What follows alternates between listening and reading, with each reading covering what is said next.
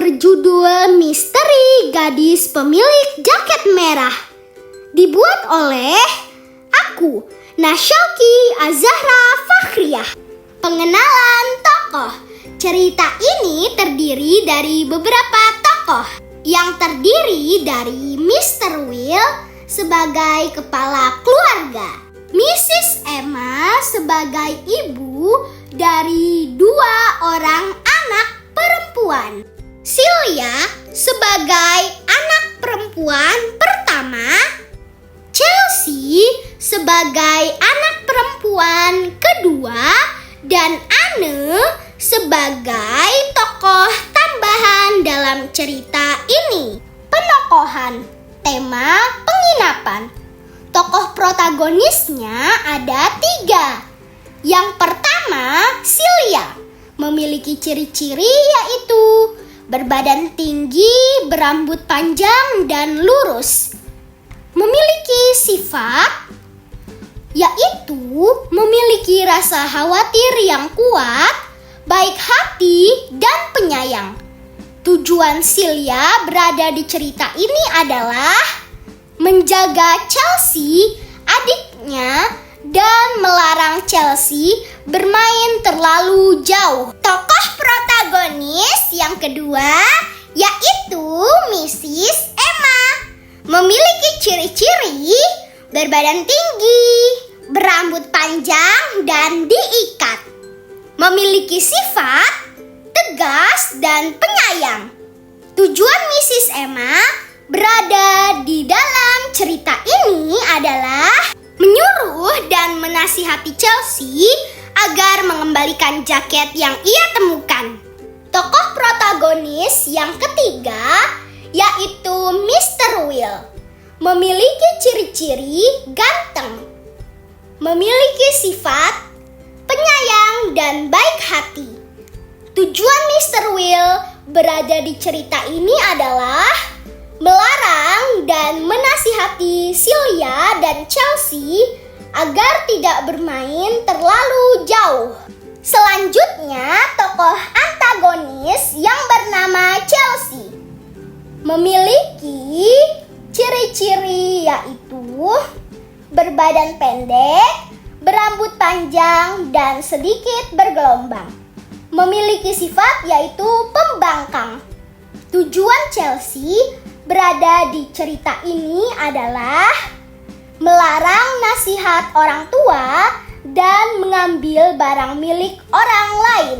Terakhir, tokoh tambahan yang bernama Anne memiliki ciri-ciri yaitu berbadan pendek, berambut panjang, lebat, dan bergelombang. Cerita ini memiliki alur menarik dan tentunya interaktif, juga memiliki pesan yang sangat penting bagi kita semua. Kita sebagai generasi muda harus memiliki sikap yang baik untuk selalu bersikap jujur. Langsung saja kita dengarkan cerita yang berjudul Misteri Gadis Pemilik Jaket Merah dengan seksama. Pada suatu hari, ada sepasang suami istri yang bernama Mr. Will dan Mrs. Emma. Keduanya memiliki 2 anak yang bernama Sylvia dan Chelsea. Saat liburan musim semi, mereka akan pergi ke penginapan di sebuah desa. Sylvia sudah mempersiapkan semuanya. Namun Chelsea belum mempersiapkan barang-barang yang ingin ia bawa. Duh, apa saja ya yang harus aku bawa? Ucap Chelsea sambil kebingungan. Tiba-tiba Miss Emma datang ke kamar Chelsea dan berkata, "Chelsea, kita hanya menginap 3 malam saja. Jangan bawa banyak barang.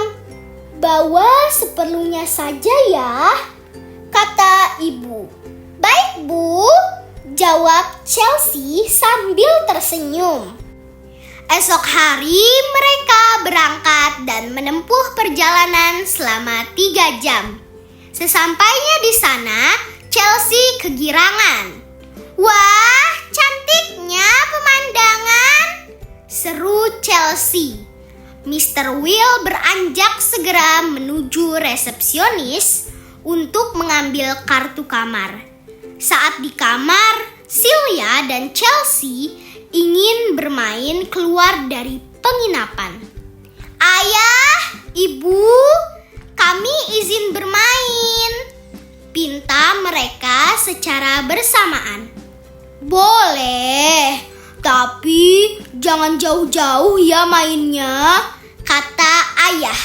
"Sylvia, jaga adikmu ya," kata ibu. "Baik, Bu," kata Sylvia. Sylvia dan Chelsea segera pergi bermain. Mereka berlari dan bermain bersama. Chelsea asyik berlari hingga sampai ke seberang jalan.